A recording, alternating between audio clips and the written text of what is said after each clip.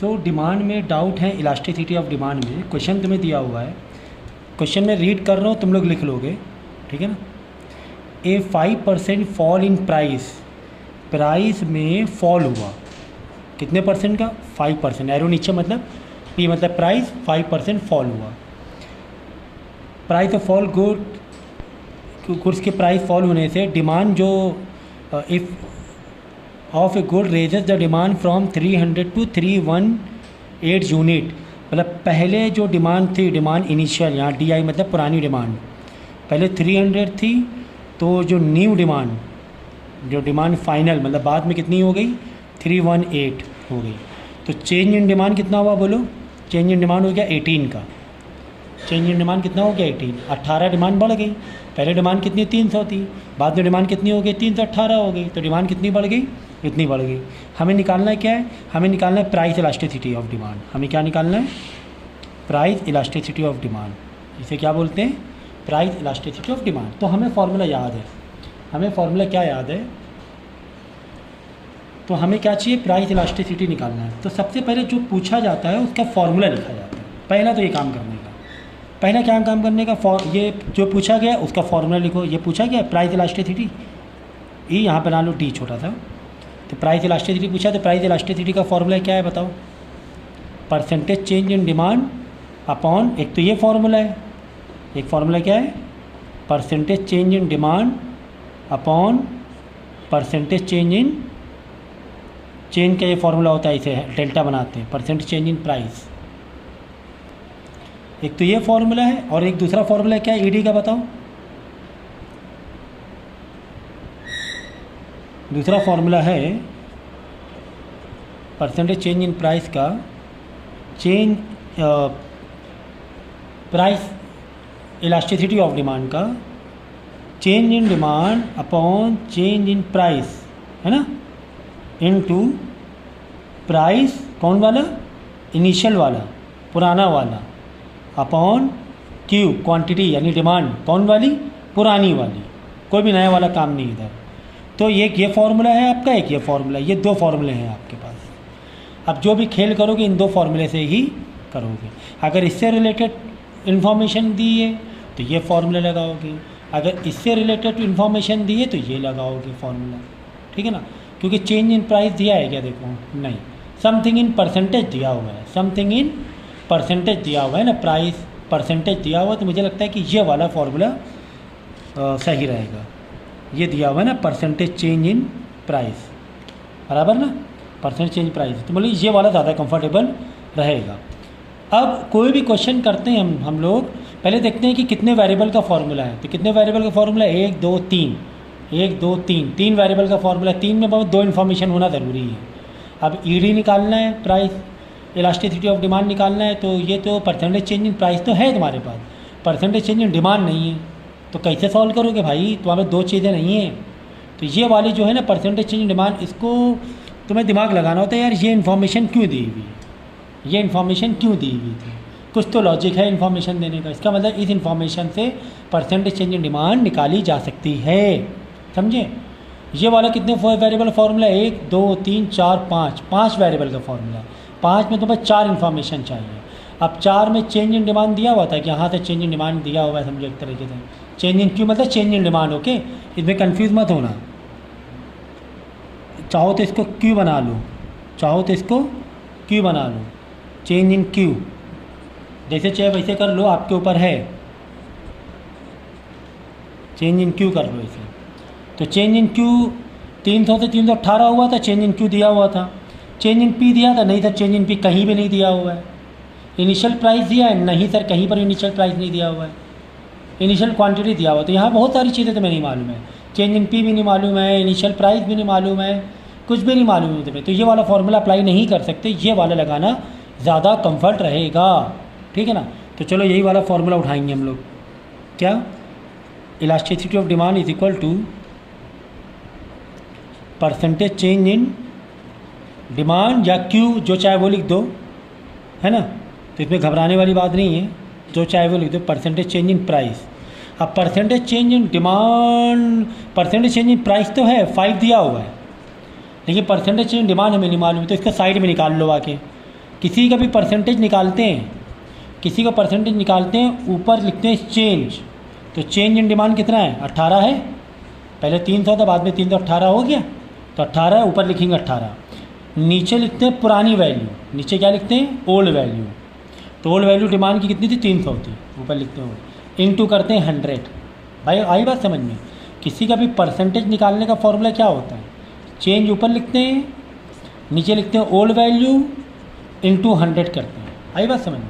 तो ऊपर चेंज, नीचे ओल्ड वैल्यू, क्योंकि हमें परसेंटेज चेंज इन डिमांड इस फॉर्मूले में क्या मांग रहा है? परसेंटेज चेंज इन प्राइस तुम्हें दिया हुआ है, परसेंटेज चेंज इन डिमांड मांग रहा है, क्वांटिटी डिमांड। तो क्वांटिटी क्यू लिखो, डी लिखो, कुछ भी लिखो। तो यहाँ से अब रिड्यूस कर दो, 2 0 कर गया, ऊपर नीचे रिड्यूस हो जाएगा। 3 1 3 6 86 आ गया। तो परसेंटेज चेंज इन डिमांड या क्यू जो भी है 6 लिख दो, तो 6 आ जाएगा यहाँ पर।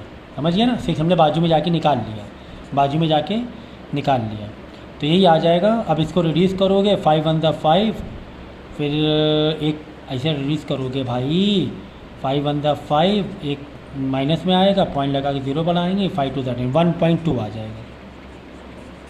क्या आ जाएगा? 1.2। आ गई बात समझ में कि कितना ही ज़्यादा तुम्हें हलवा दिया हुआ था ये, है ना? अब प्लस का 1.2 की माइनस का 1.2, कॉमन सेंस लगाओ, कॉमन सेंस लगाओ कि प्राइस क्या हुआ है? घटा है कि बढ़ा है? घटा है, प्राइस घटा है, यानी डिमांड क्या हो गई है? बढ़ गई है। डिमांड क्या हो गई है? बढ़ गई है, ठीक है ना? तो इलास्टिसिटी ऑफ डिमांड तुम्हारा क्या आ जाएगा? माइनस में आ जाएगा। क्यों माइनस में आ जाएगा? इसलिए माइनस में आ जाएगा क्योंकि यहाँ 5% फॉल हुआ है, तो यहाँ पे प्राइस क्या हुआ? 5% फॉल, फॉल में लगाते हैं माइनस, तो ओवरऑल आंसर कितना आएगा? माइनस में आएगा। ठीक है, ओवरऑल किस में आएगा आंसर? माइनस में आ जाएगा। ठीक है ना? तो इस चीज़ का बस ध्यान रख लेना। तो यहाँ माइनस में हमने लगा दिया, 5 को माइनस क्यों लगाया? क्योंकि ये जो प्राइस है वो घटा था, घटे में माइनस लगाते हैं, बढ़े में प्लस लगाते हैं। डिमांड बढ़ी है तो डिमांड समझे प्लस में, तो प्लस माइनस माइनस होता है, आंसर ओवरऑल माइनस में दे देंगे। ठीक है, तो समझ गया ना? तो ये 2 फॉर्मूले हैं हमारे पास, इन 2 में कौन सा फॉर्मूला अप्लाई करेंगे? कौन सा ज़्यादा कंफर्टेबल है? ये वाला ज़्यादा कंफर्टेबल। ये ज़्यादा कंफर्टेबल यहाँ आए sir, percentage change in demand तो था ही नहीं, लेकिन डिमांड की बहुत सारी इन्फॉर्मेशन थी, तो परसेंटेज निकालने का फॉर्मूला क्या है? नीचे ओल्ड वैल्यू लिखते हैं, ऊपर चेंज लिखते हैं। नीचे ओल्ड वैल्यू 300 नीचे लिखेंगे, 318 कोई काम नहीं है, 18 का काम है। कैसे मालूम पड़ा 18? चेंज इन क्वांटिटी डिमांड, 318 हुआ, 18 बढ़ा तो 18 ऊपर लिख देंगे। ठीक है ना? चेंज ऊपर लिखते हैं, इंटू 100 कर देते हैं, तो परसेंटेज निकालने का फॉर्मूला है। तो इस तरीके से ऐसे क्वेश्चन को किया जाता है। अगला क्वेश्चन देखो, जिसे अगला क्वेश्चन तुम्हें दिया हुआ है, व्हेन, मैं बोल रहा हूँ क्वेश्चन तो तुम लोग लिख लो। When a price of a good is 13 per unit, the consumer buys 11 unit of that good. When price rises to 15 unit, the consumer continue to buy 11 unit. Calculate the price elastic demand. तो क्या क्या दिया हुआ है? पहला price यानी price initial, initial मतलब वही पुराना, इनिशियल प्राइस कितना दिया हुआ है? 13 रुपीज़ का। तो कंज्यूमर कितना डिमांड कर रहा है? क्वांटिटी आई मतलब पहले डिमांड, आई मतलब ओल्ड, इनिशियल, आई का मतलब ओल्ड लिख दो, इनिशियल कुछ भी लिख दो। 11 डिमांड कर रहा है, लेकिन प्राइस जब बढ़ गया, फाइनल प्राइस एफ, बाद में जो प्राइस क्या हो गया? 15 हो गया। कंज्यूमर अभी भी, यानी कंज्यूमर की जो डिमांड है, फाइनल डिमांड भी 11 ही है, फाइनल डिमांड भी 11 ही है, तो ईडी कितना होगा? ठीक है ना? तो ये तो हमें पता चल रहा है यार, ये 2 फॉर्मूले में मेरे ख्याल से ये वाला ज़्यादा कंफर्ट रहेगा। पी आई क्यू आई दिया हुआ है, हाँ सर, पुराना दोनों चीज़ दी हुई, पुराना प्राइस पुरानी डिमांड भी दी हुई है। Change in price, change in demand, change in price, तो चेंज इन प्राइस वो पुराना और फाइनल माइनस करके निकाल लेते हैं चेंज इन प्राइस। और चेंज इन प्राइस क्या होगा? Final minus initial price, final minus initial, 15 था बाद में, पहले 13, 2 आ गया कि नहीं आ गया? ये change in price. Change in demand में क्या हो गया? Change in quantity demand, final demand minus initial demand, तो 0 आ जाएगा, 11 माइनस 11। ये कैसे आया भाई? ये P F minus P I से। ठीक है ना? पुराना भाई, पुराना नया वाला प्राइस कितना? 15 था, पुराना 13 था, तो चेंज इन प्राइस 2 रुपये हो गया। और चेंज इन डिमांड, पुराना भी 11 नया भी 11 रुपये है, पुराना भी 11, तो 11 माइनस 11 0 होगी।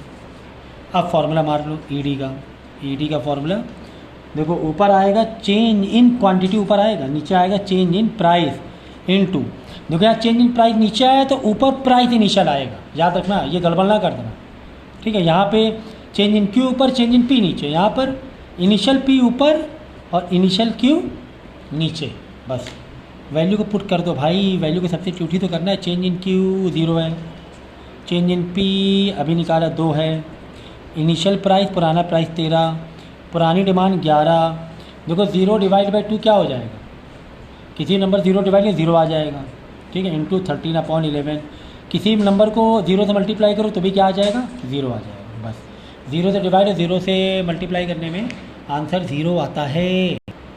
आ गया समझ में? तो ये 2 फॉर्मूले पक्के रखो भाई, यहाँ change in Q change in P, तो यहाँ पी क्यू पुराना जो पहले स्टोरी दी गई है, पहला प्राइस क्या था, पहली डिमांड की क्या था, तो बस यही 2 में तुम्हें चॉइस करना है कौन सा फॉर्मूला तुम्हारे लिए कंफर्टेबल रहेगा। अब अगला क्वेश्चन थोड़ा टेबल पेज पे दिया हुआ है, यहाँ प्राइस दिया हुआ है, यहाँ पे एक्सपेंडिचर दिया हुआ है।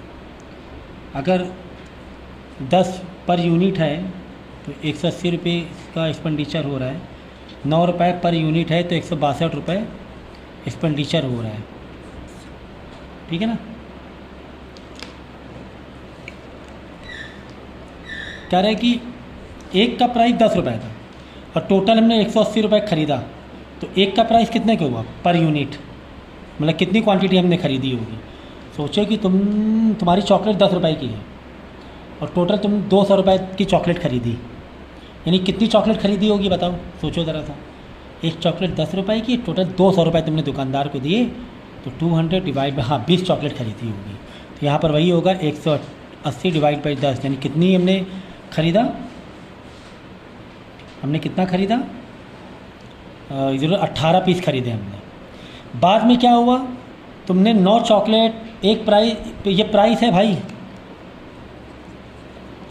9 रुपये का एक प्राइस, एक जो गुड्स थी, एक चॉकलेट 9 रुपये की थी और टोटल तुमने दुकानदार को 162 रुपये देकर आए, कितना दे 162, तो यानी कितने रुपए, कितनी तुमने चॉकलेट ख़रीदी होंगी कि टोटल तुमने 162 पेमेंट किया, यानी 162 डिवाइड बाई 9 कर देंगे तो टोटल यहाँ पर आ जाएगा 9 और 1 दा 9, बचेगा कितना 7, 9 8 सा, आई थी 9 8 सा 18, यहाँ पर भी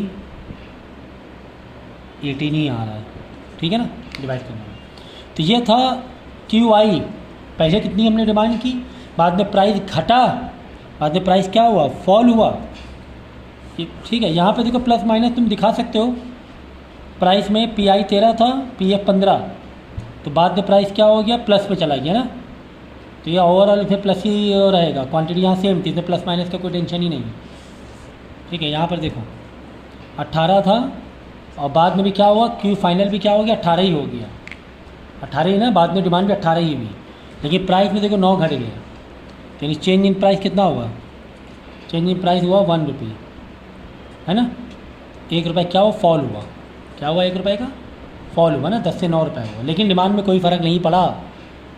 तो अब यहाँ पे फॉर्मूला पता समझ गए हो कौन सा लगा देंगे हम लोग, परसेंटेज का कोई कॉन्सेप्ट नहीं है यहाँ पर, परसेंटेज लगाने वाला, परसेंटेज वाला फॉर्मूला लगाने की ज़रूरत नहीं, यही वाला लगाएंगे, क्योंकि change in Q change in P सब है तुम्हारे पास।